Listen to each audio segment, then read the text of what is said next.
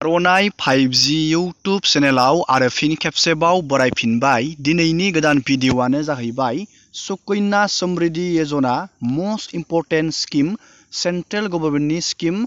बे स्किमनि A to Z आपडेटखौ आङो दिनैनि नैबे भिडिअ'नि गेजेरजों बेनि फुल डिटेल्सआव फोरमायनानै नोंथांमोननो देखायगोन। दिनैनि नैबे भिडिअ'नि गेजेरजों नोंथांमोना भिडिअ'खौ जोबजासे नायलांबाय थाबानो जाबाय। नोंथांमोना बे स्किमाव बोरै एप्लाइ खालामनो, बेनिफ्राय नोंथाङा माबायदि बेनिफिट मोननो हागोन, बे स्किमाव सोरबायदि मानसिया एप्लाइ खालामनो हागोन, मा डकुमेन्ट नांगोन, A to Z डिटेल्सआव दिनैनि नैबे भिडिअ'नि गेजेरजों नोंथांमोननो देखायगोन।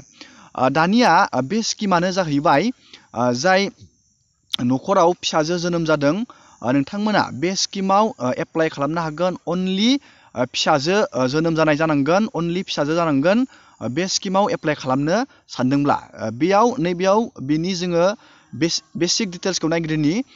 बेनि बेसिक डिटेल्सआनो जाहैबाय नैबेयाव लिरनानै होदों, दा Sukanya Samriddhi Yojana SSY is a small deposit scheme the ministry of finance exclusively for a girl child. Only बेयाव हिन्जावसा जानांगोन होनदों बेयाव, आरो नोंथाङा स्मल डिपजिट फिसा नोंथाङा इनभेस्टमेन्ट खालामनांगोन, आरो नोंथाङा गोबां बेनिफिट मोननो हागोन बे स्किमाव नोंथाङा इनभेस्ट खालामनानै।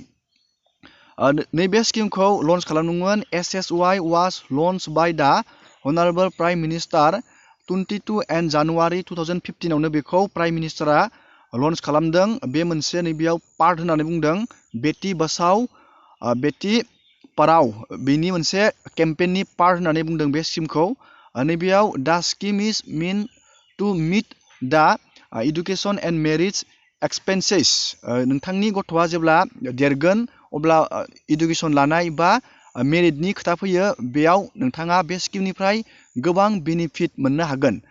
दानिया बे स्किमाव नोंथाङा जाय बिथांमोननियाव बे स्किमाव इनभेस्ट खालामनो सानदों, जाय बिथांमोना फिसा जोनोम जादों हिन्जाव गथ', नोंथांमोना पस्ट अफिसाव थांनानै नोंथाङा SSY होननाय मोनसे एकाउन्टखौ अपेन खालामनांगोन। नोंथांमोना HDFC Bank, axis bank, ICICI बेंकफोरावबो थांनानै नोंथाङा नैबे SSY होननाय मोनसे एकाउन्टखौ अपेन खालामनांगोन, आरो नोंथाङा बेयाव स्मल डिपजिट फिसा इनभेस्टमेन्ट खालामनांगोन। नोंथांनो नैबेयाव बेसेबां पार्सेन्ट होगोन, नैबेयाव 8.0% बेखिनि पार्सेन्टखौ नोंथांनो होगोन। जोङो बेनि फुल डाटाखौ नायदिनि। दानिया जोङो नैबे ड्राफ्टनि जोहै बेनि बेसिक डिटेल्सखौ जोङो नायदिनि। गिबियावनो बेनि इलिजिबिलिटि क्राइटेरिया बेयाव अनलि फर गार्ल चाइल्ड, बेयाव अनलि हिन्जावसा गथ'आल' बेयाव एप्लाइ खालामनो हागोन, आरो बे गथ'नि चाइल्डनि एजआ बेयाव 0निफ्राय 10 इयार्स बा जोनोमनिफ्राय 10 इयार्सनि गेजेराव एप्लाइ खालामनो हागोन बा एकाउन्टखौ अपेन खालामनो हागोन बे सुकन्या समृद्धि यजनायाव। नैबेयाव सासे बिमाया जुदि सानै गथ' जोनोम होदों हिन्जावसा, अब्ला बेयाव सानैबो हागोन, आरो जेब्ला साथाम गथ'नि थाखाय बानायनो सानदों नोंथाङा, गथ'आ टुइन जानांगोन, अब्ला टुइननि सासेया बेयाव एप्लाइ खालामनो हागोन, गथ'आ हिन्जावसा जानांगोन। दानिया नैबेयाव 4 नाम्बाराव लिरनानै होदों 1 एकाउन्ट फर 1 चाइल्ड, माने सासे गथ'नि थाखायल' मोनसे एकाउन्ट खुलिनो हागोन। दानिया नोंथाङा बेखौ बुजिबाय। दानिया नैबेयाव एमाउन्ट डिपजिटनियाव लिमिट खाना होदों। मिनिमाम नोंथाङा 250निफ्राय फैसाखौ दोननो हागोन, स्टार्ट खालामनो हागोन, बा नोंथाङा बिनि बारा दोननोबाबो हागोन। मिनिमाम खमानो बेयाव 250खौ खाना होदों। नोंथाङा 1000, 500, 2000 बेबायदि दोननो हागोन।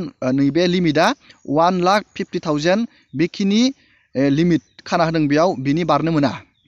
मिनिमाम नोंथाङा बुजिबाय, इयाव 250 आरो मेक्सिमाम नोंथाङा 1,50,000। आरो नैबेयाव होदों एकाउन्ट डिपजिट टार्म, नोंथाङा बेयाव 15 इयार्ससो दोननांगोन, बेयाव फैसाखौ डिपजिट खालामनांगोन सुकन्या समृद्धि एकाउन्टआव। आरो जेब्ला नोंथांनि गथ'आ जेब्ला 21 इयार जागोन, अब्ला नोंथाङा बे फैसाखौ क्लेम खालामनो हागोन, बा फैसाखौ नोंथाङा बख'नो हागोन बे एकाउन्टनिफ्राय। दानिया जोङो बेनि बागै मिथिबाय। दानिया जोङो बेयाव माबायदि बेनिफिट मोननो हागोन, जोङो बेनि बेनिफिटनि ड्राफ्टखौबो जोङो नायदिनि। दानिया जोङो बे स्किमनि बेनिफिटखौ नायदिनि। गिबियावनो नोंथाङा नुखांबाय नोंथांनो बेसेबां बेयाव पार्सेन्ट होगोन। जोङो मोनगोन बेयाव 0% जोङो बेखिनि नोंथांनि फैसा दोननायनि सायाव बेखिनि पार्सेन्टखौ जोङो मोननो हागोन।